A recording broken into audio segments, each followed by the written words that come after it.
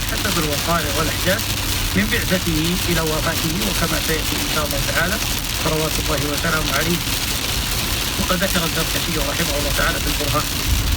وأنه أشهر أصح إليه ذهب الأكثرون، ووصفه ابن حجر بأنه الصحيح المعتمد، وقال ذلك عنه أيضا البسطلاني في لطائف الإشارات. وذكر السيوطي أن القرطبي حكى الإجماع على أنه نزل جملة واحدة من اللوح المحفوظ إلى بيت العزة في السماء الدنيا،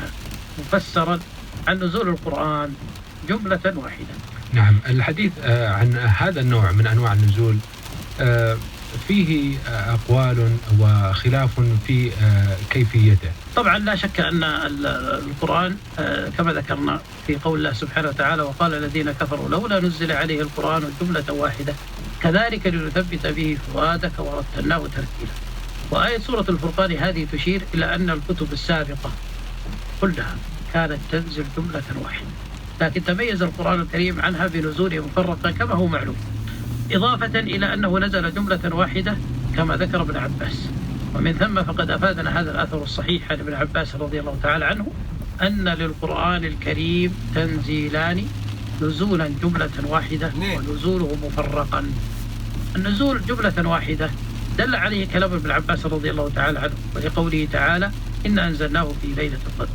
وفي الأثر السابق أن القرآن نزل إلى سماء الدنيا جملة واحدة في ليلة القدر،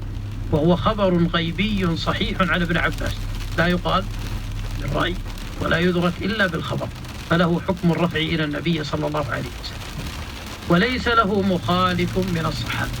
ولا يحتمل أن يكون من مرويات بني إسرائيل، لأنه خبر غيبي إسلامي، لذا فإنه يقبل ويحتج به، ولذلك صححه ابن حجر رحمه الله تعالى. وهذا النزول متعلق بأهل السماء الدنيا، إذ ليس فيه أحكام أو أثر يتعلق بأهل الأرض،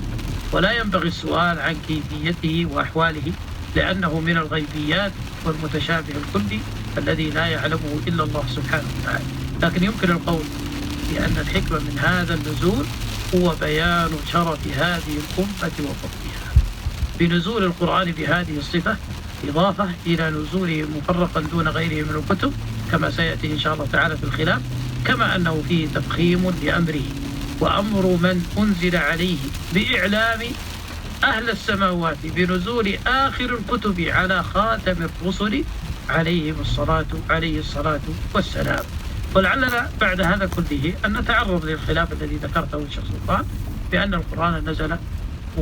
بأن له نزولان، وأن فيه خلاف بين أهل العلم، ثم نذكر نتيجة هذا الخلاف وما قاله أهل العلم في الجمع بين الخلاف بالقولين. يعني طبعا القول الأول ذكرناه أنه أنزل القرآن جملة واحدة في ليلة القدر إلى سماء الدنيا، وكان بمواقع النجوم، كان الله ينزله على رسوله صلى الله عليه وسلم بعضه في إثر بعض كما ذكرنا في الآية السابقة وقال الذين كفروا لولا نزل عليه القرآن جملة واحدة كذلك لنثبت به فؤادك ورتلناه ترتيلا. وهذا ذكر عن كثير من أهل العلم. أما القول الثاني أن للقرآن نزولا واحدة هو النزول المنجم على النبي صلى الله عليه وسلم، وأنه ابتدأ إنزاله في ليلة القدر وهي الليلة المباركة من شهر رمضان، والقائلون به قلة له حظ من النظر، وهو الشعبي ومحمد بن إسحاق والنسفي وغيره. وقد عد السخاوي في جمال القراء والشعبي من القائلين بالقول الأول، مع أن ابن عباس وابن جبير، ويؤيد هذا ما أخرجه الطبري في تفسيره عن الشعبي في قوله تعالى إنا أنزلناه في ليلة القدر، قال بلغنا أن القرآن نزل جملة واحدة إلى سماء الدنيا، والاتفاق حاصل والإجماع قائم على صفة نزول القرآن الكريم المباشر على النبي صلى الله عليه وسلم، وأنه نزل منجما مفرقا من بعثته صلى الله عليه وسلم إلى قرب وفاته، ينزل أحيانا ابتداء بغير سبب وهو أكثر القرآن الكريم، وأحيانا أخرى ينزل مرتبطا بالأحداث والوقائع والأسباب. وأما نزول جملة فهو ظاهر القرآن الكريم، كما قال الله سبحانه وتعالى شهر رمضان الذي أنزل فيه القرآن، وقوله سبحانه وتعالى إنا أنزلناه في ليلة مباركة، وقوله سبحانه وتعالى إن